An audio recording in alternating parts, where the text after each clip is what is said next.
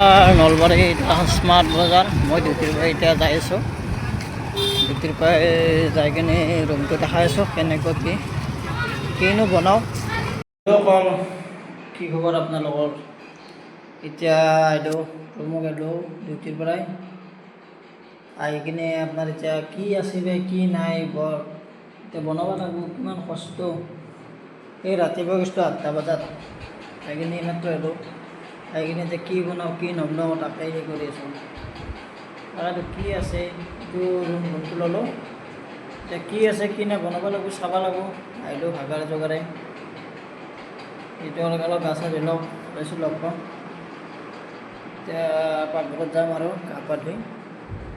গা পা ধুলোঁ মচা মেলিলোঁ দি কিনে এতিয়া পাকঘৰত যাওঁ আৰু কি আছে কি কৰিব আৰু উপায় নাই আৰু দিনটো কাম কৰি ভাগাৰে জোগাৰে এতিয়া কি বেয়া আছে এইটো ভাজিব লাগিব। এইটো ভাজাৰ পিছত বা কি আছে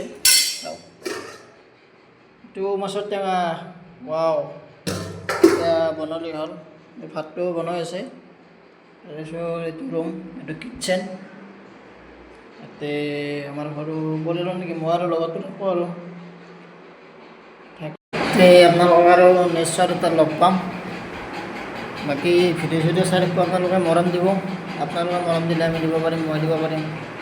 তাৰপিছত অলপ ভাত বেছি ভাতটো চালোঁ কি আছে অলপ ভাজিখন বনালে হ'ব।